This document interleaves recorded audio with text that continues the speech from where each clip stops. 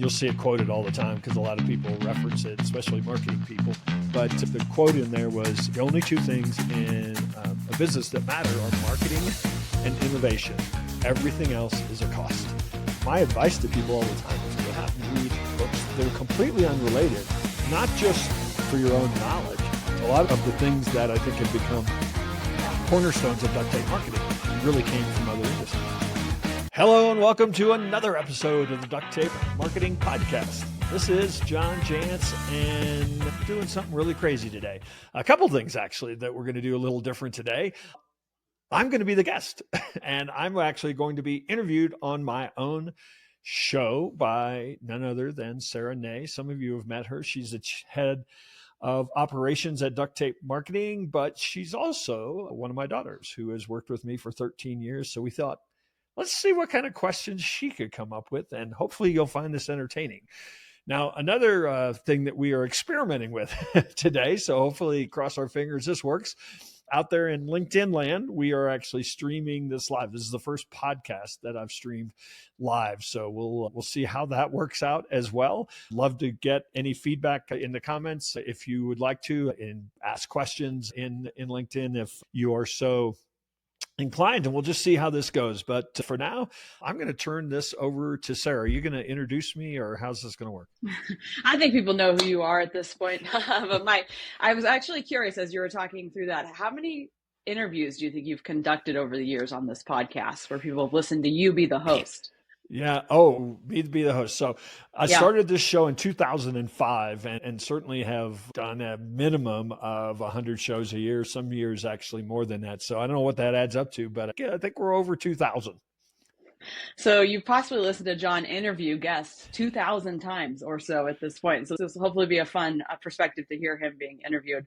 So my first question to you, I want to go way back to when you started Duct Tape Marketing as an entrepreneur. I want to know more about the reason of why you went into entrepreneurship versus getting a full-time job.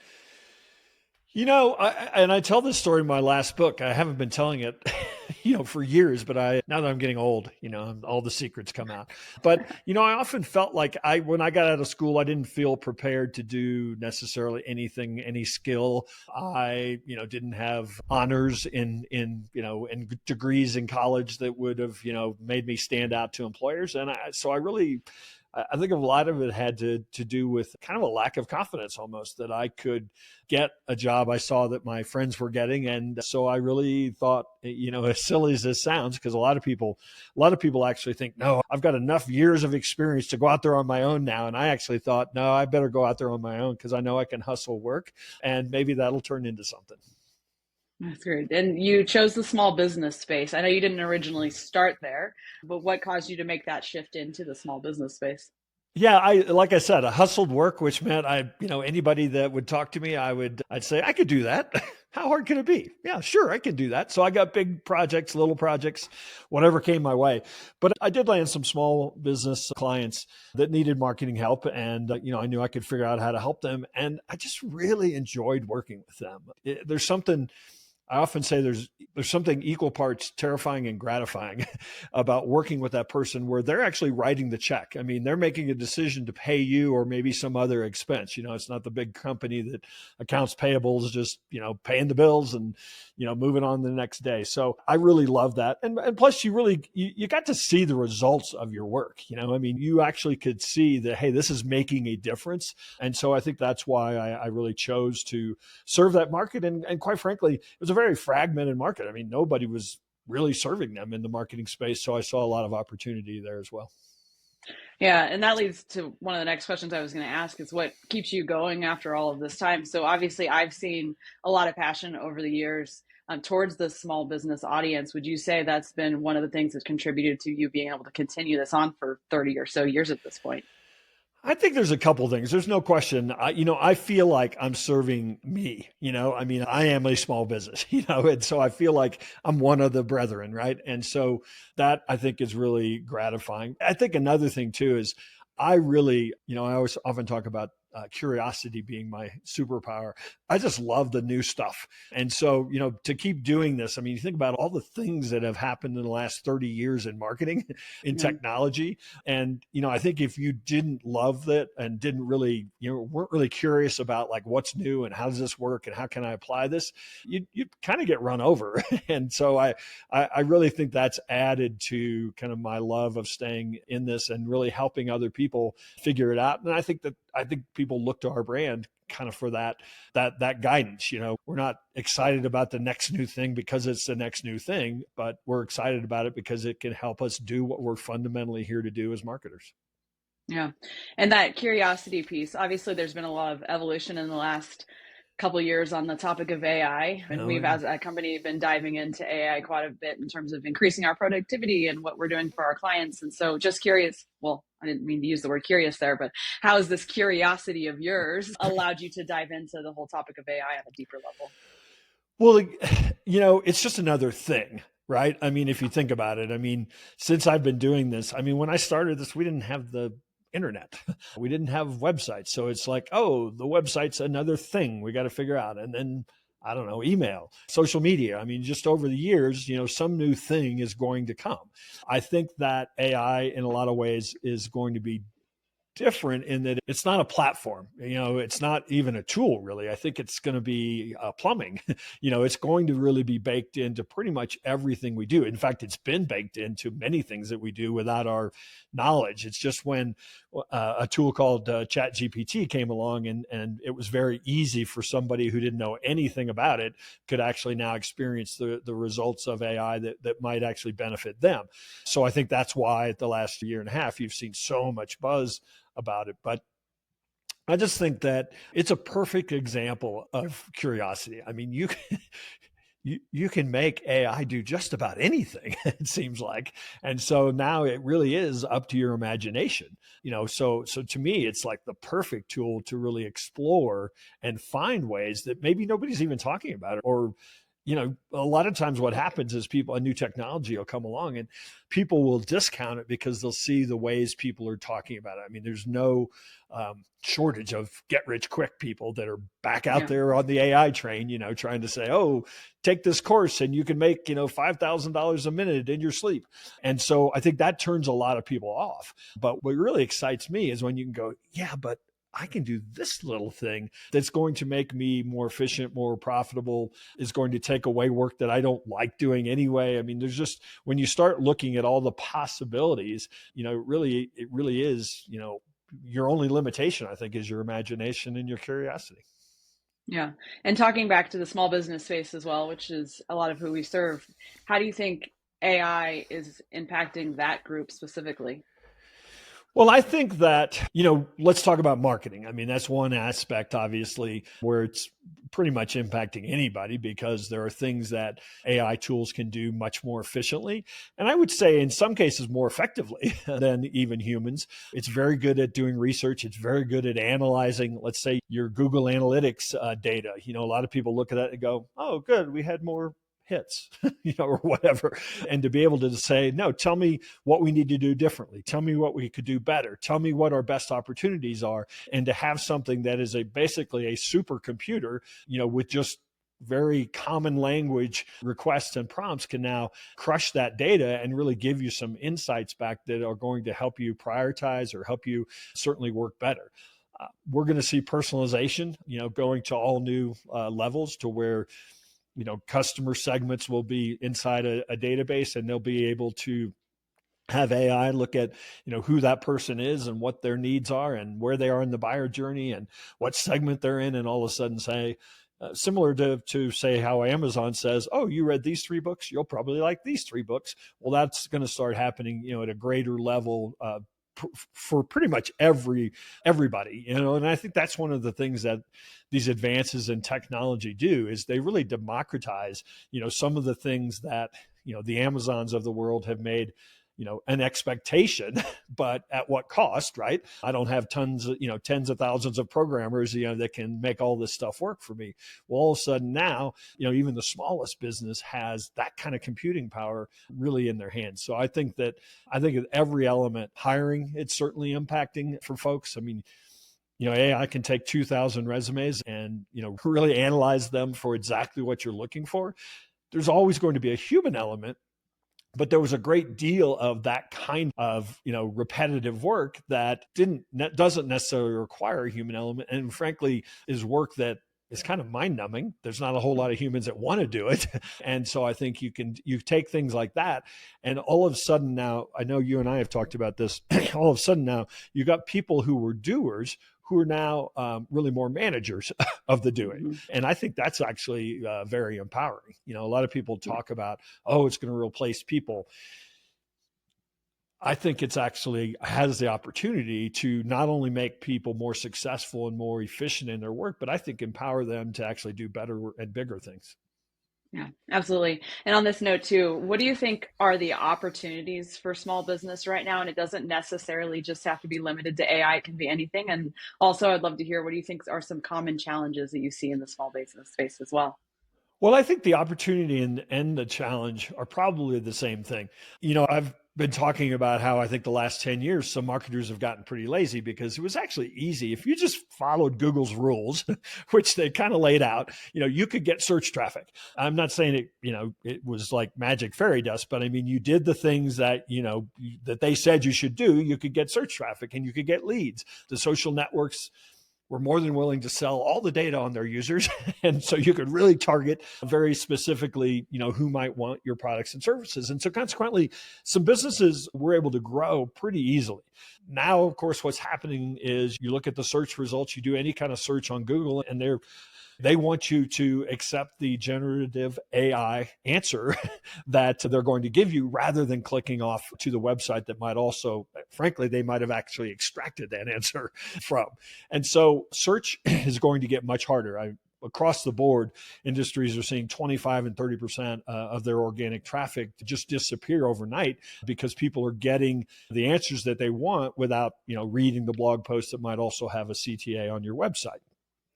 And of course, third-party data is going away. You can't sell that data. And so consequently, all the ad platforms are actually increasing their pricing extremely. So, that's going to be the real challenge. But I think the real opportunity is the buying is not going away. The buying intent is not going away. People still need those products and services. And so businesses that I think can figure out how to actually make a real connection with prospects and with customers and really focus on brand strategy as well as campaign or marketing strategy, I think are going to be, the ones that really stand out today. So there's a real opportunity, but it really does change the mindset to being, less about demand creation and really more about organizing behavior and focusing very much on strategy. Yeah, absolutely. And building trust and guiding the customer journey and getting referrals, which I'm sure people, if they've heard you speak, have heard you on those topics before. I want to take it back to you a little bit at this point. So as we said, you've been in business for quite some time. I've learned this from you and seen it. There's a lot of ups and downs in business. And so I've struggled with that over the years, is to say like, things are going to be okay. We're going to get back on track. And so just from your perspective, what has helped you ride all of those waves over the years? Well, I think there's no question that experience helps you. I mean, when you go through a couple of those ups and downs, you're like, oh, okay. But actually, there was an opportunity in that. We were, woe is me, but then you're like, oh, wait a minute. There's actually an opportunity, or we can learn something from that. So you do that enough times. And, I'm not saying it doesn't take some resilience and some grit. And, I certainly had times when I was very worrisome about, putting you guys through college and all the things that every business owner goes through.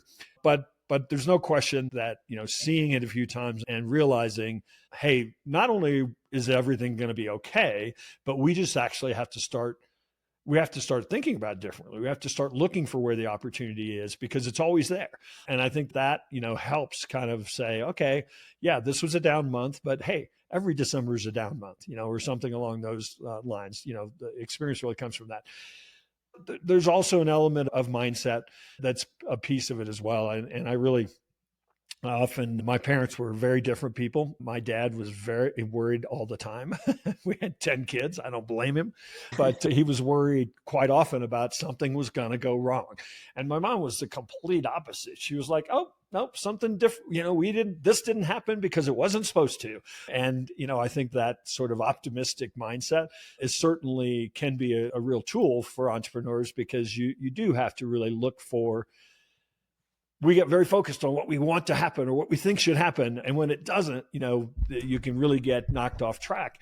But if your mindset is, okay, that wasn't supposed to happen that way, where's the opportunity or what is supposed to happen? I think that mindset, while it can be hard, sometimes really can take you a long way. Yeah, I like a lot of what you said there, but I agree with the learning aspect specifically. That's something that I've really tried to shift my focus on, is if we don't reach a specific goal, it's okay, what can we learn from this versus stressing out about it to do better next time around. So that's great. I have a couple quick fire questions. Maybe these will be quick, maybe not, depends on what you have to say on them. But to wrap us up today, the first one I want to hear is, what is the best business advice you have ever received? Dang, I've been asked that question so many times on podcasts that I've been on, and I don't know that I have a great answer, but I always go back to early on in my journey. I read a book that was actually written in the 50s. Most people of my age are familiar with Peter Drucker, and the book was called The Practice of Management. And that book, I just remember, I'm not even sure really why I read it, to be truthful. I wasn't trying to understand management of a big corporation, which is what he wrote about. But he had a line in there that to this day, and you'll see it quoted all the time because a lot of people reference it, especially marketing people. But the quote in there was, the only two things in a business that matter are marketing and innovation. Everything else is a cost. And again, you'll see that people quoting that all the time. But I remember reading that in the 90s, perhaps, when I was still consuming, or when I started consuming a lot of business books. And I just remember thinking, okay, that idea of marketing and innovation, that marketing needs to be a system, that marketing needs to be a high priority, that marketing is everything, really infused a lot of my thinking, through the years. Right. And this relates to that. It might be the same answer, but what's the best business book you've ever read? Is it that one or is it a different one? So it's actually sitting right here. Oh, there you go. He's coming This is back. this is not a business book. And I tell Okay. people this all the time, that and this may be just my curiosity bug, but one of the ways that I've gotten great business books or business ideas over the years is to read books that are not related to business. And this one is by Christopher Alexander. It's kind of a classic. I don't know if my camera's going to pick it up, but it's called The Timeless Way of Building. He's an architect, and he was talking about building communities. And there's so many things that can be gleaned from things like math and science and architecture that apply to the industry that you're in, but it's just a different way of looking at it. A lot of times you read business books, you read marketing books. You and I have laughed about this before. All those books on operation systems basically just are saying the same thing.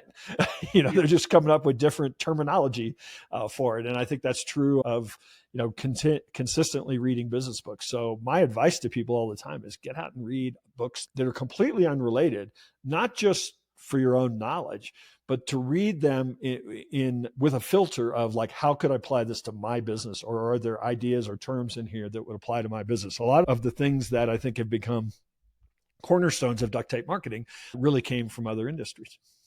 Yeah.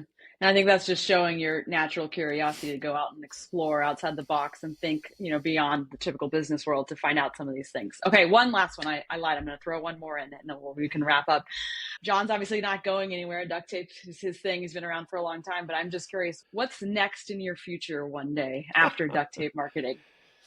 There Woodworking. is no after duct tape marketing. Well, maybe somebody who is very familiar with duct tape marketing will continue the legacy of duct tape marketing. We'll see if that happens. However, yeah, you mentioned woodworking. I love doing that. I'm really still very much in the amateur ranks, but I do like building furniture and things. I kid, and hopefully my wife can't hear me right now, but I would like to write another book, but I want to write fiction. I would like to write a book of fiction. And I I personally know that it's a lot harder to write fiction than it is to write nonfiction. So a lot of people would say, oh, you've written books before. How hard could that be? But different beast. So that's, I think when I really do wind down kind of daily work in a business, I will probably try to figure that one out. All right. Well, you heard it here first, everyone. John Jantsch is writing a fiction book coming out in 2028. Okay. We'll say. Okay. All right. Well, that's all I got for you today. Well, so let me ask you a question. Okay. What has it been like working for your father for coming up on 14 years now? Yeah, I know. People actually ask me that sometimes, and it's funny because I joke that I call you John more often than Dad these days because often, we're in a business setting, and so John is just what is easy for me to say, which is pretty funny. Plus, you refer to me as Hop Pop to your kids. So yeah, my kids. That yep. name.